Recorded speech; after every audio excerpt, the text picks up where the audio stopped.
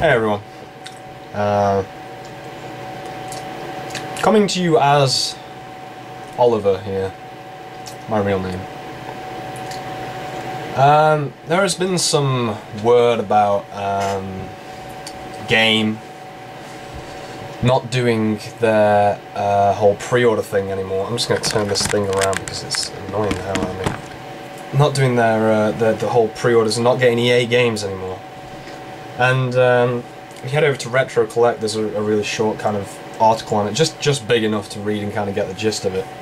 And I am by no means a person who can comment on the business side of things when it comes to things like this. All I can comment on is what I myself did at Gamestation when I worked there, and what I consider the glory days of Gamestation, and how kind of thankfully I was there to see how things were changing. And I got out about 3 years ago now, maybe. I can't quite remember when I left.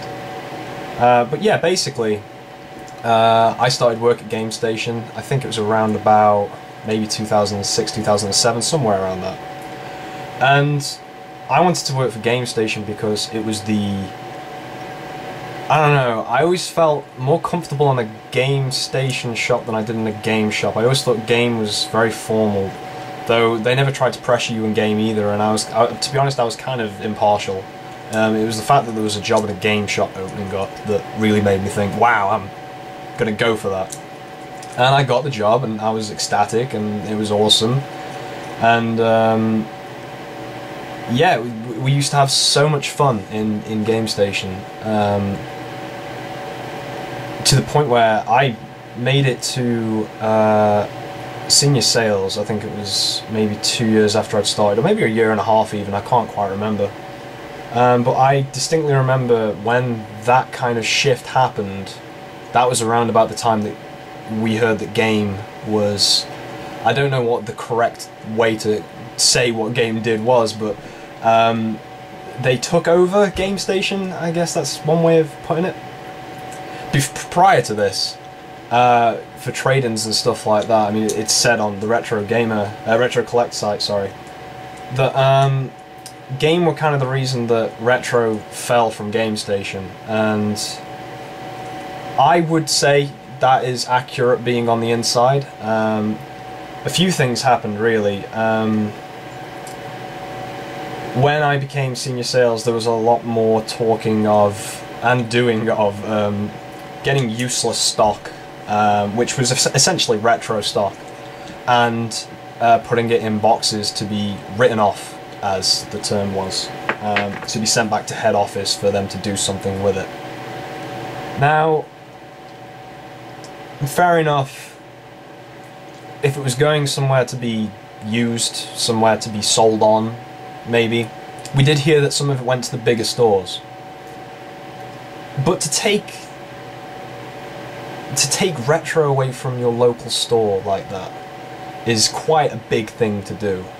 I mean, I remember being able to go to a Gamestation before I worked there, and being able to look in the front window where they set up all the stuff. I had to do that so many times, and just seeing really weird stuff in there. Like, for the longest time in our Gamestation, we had a WonderSwan. It was hanging there. We reduced it so much, but no one bought it. And that's not saying it's a bad thing that the retro was there. It was nice, because if someone walked along and saw the WonderSwan and was like, "Oh my god, that is freaking WonderSwan! It is in this game. I'm gonna go buy that WonderSwan." For all of that stuff to kind of go to one big location, we did have a few people come in after we got rid of a lot of stuff, saying like, where's the PS1 games and stuff like that, and we had to direct them to a Birmingham store, which, in my eyes, if they'd kept, to a degree, if they'd kept the local retro to local stores and just let them deal with it, I think you would have got a better, well, I think they would have kept their customer base, at least. Now, there are a few things that, when I read the story, I kind of recollected and remembered, and the biggest one for me was spending a night in Gamestation when I was in, I don't want to say management because I wasn't technically management, I was senior sales, which is below assistant manager. But I was there at night, and we had to write off a load of PS1 stock. And as far as I can remember, we weren't allowed to buy the stock. The process went as follows, basically. Look on the system, find the game, break the disc, or at least make the disc unplayable, which meant breaking it or scratching it or anything like that. And then I can't remember if the disc was just literally thrown away or it was put back into the case and then sent away. That doesn't seem like it made sense though. We certainly had to break a lot of games, a lot of retro games at least, and then adjust the stop levels, which is crazy when you think about it. I mean,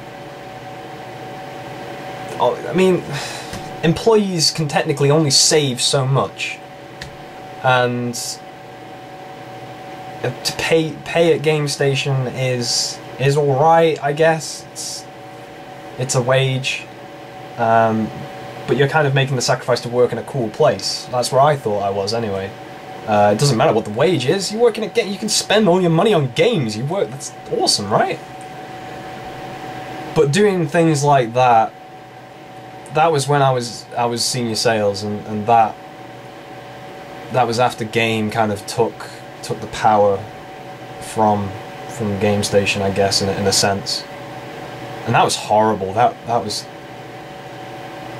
like, you kind of got null to it after a while, which was the worst thing about it. You used to write-offs and retro consoles just like being taken away from your store, which, stupidly enough, you see on a day-to-day basis when you're working there like 5 days a week. So to a degree sometimes it's alright because you want the space, but on other times you think to yourself, I don't want to get rid of the SNESes, I don't want to get rid of the NESs or whatever. And also getting to the point where you're just saying that you can't take stuff in. That's terrible. Like, fair enough, money problems and whatnot. As I say, I'm not someone who can talk on that side of things. I only worked there. But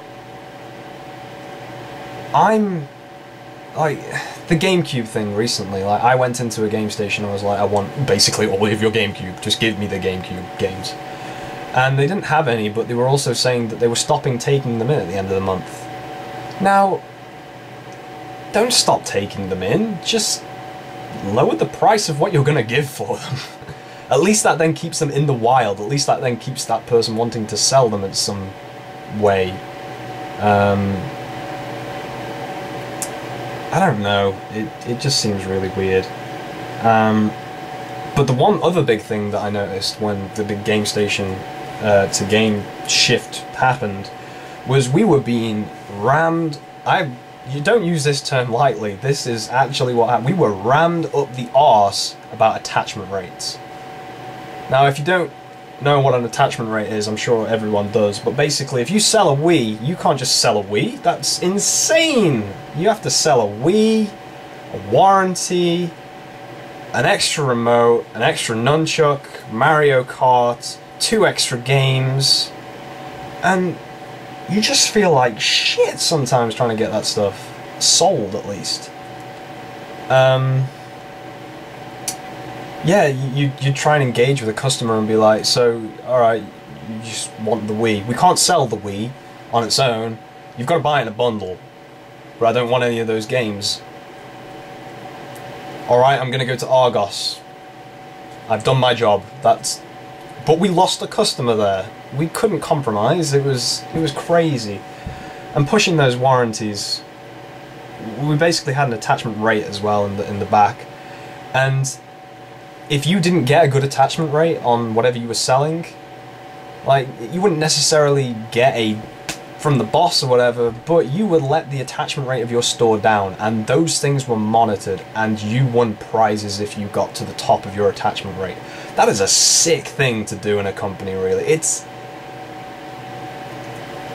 does push, like, positive work ethic, and it does push, like, I'm going to try and get pre-orders today, because pre-orders of this game will get us a prize, and the prices were good. I mean, one of our bosses, after I left, one of our bosses went to BioWare, I believe.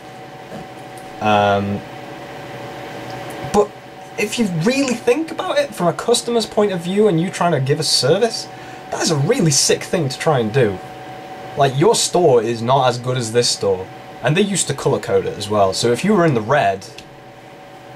Oh man, if you were in the red. That was not good. Area manager calls as well. Like, we had a great area manager. He was fantastic.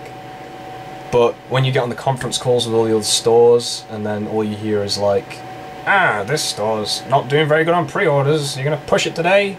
It's like, I cannot push pre-orders on people that do not want the game. You do not understand.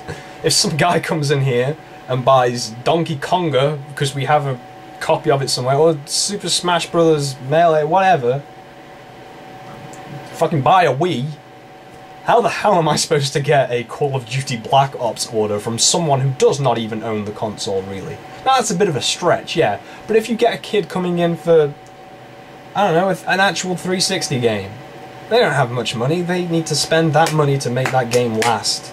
Or if their parents come in or whatever. It's like, do you want to pre-order the game? No, I'll just get it when it comes in. But if you pre-order it, you'll get it definitely. I will just get it when it comes in.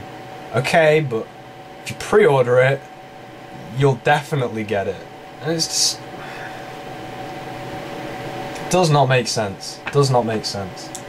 But yeah, again, as I said, I wanted to keep this a short video, but I've kind of ranted a little bit. I'm just going to see if I've actually... No, screw it. But yeah, as I said, I don't know anything from the business side of things. Obviously, I'm just talking as Joe Public, who worked there, and Joe Public, who saw things face-to-face with customers every day, which I could argue is the most valid point that we can get. We saw a lot of customers go. We had one particular guy who came in all the time, who had a independent shop, who just came in and just browsed all of the retro stuff. And I remember, I think he had 2 Neo Geo cabinets in his store. Like, I never saw it, but he apparently had 2 Neo Geo cabinets, and he just bought like all the PS1 stuff, all the GameCube stuff. Obviously cherry-picked every now and again just for the games that he wanted. But yeah, since that point, since we got the whole game thing going on, and since he came in and we were like, no, all of that stuff is in a box and we can't do anything with it, we lost a valued retro customer. And Retro Mark, if you're watching this, yeah, I hope you're doing better than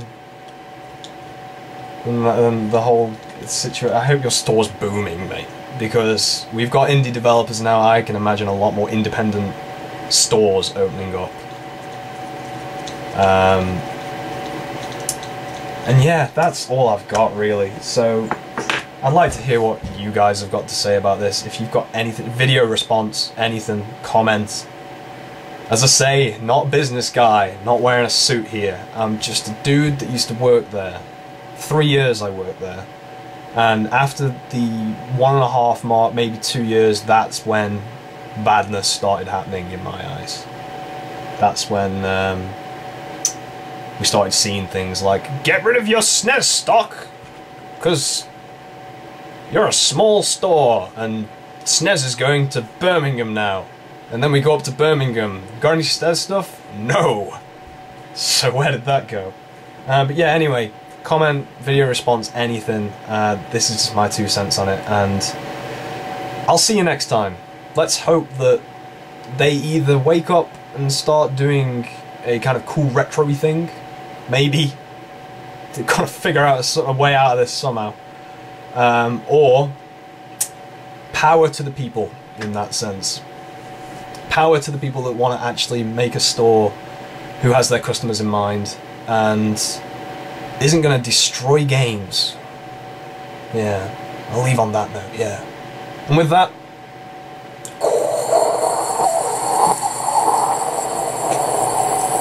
don't know what that was, but yeah, see you later, guys.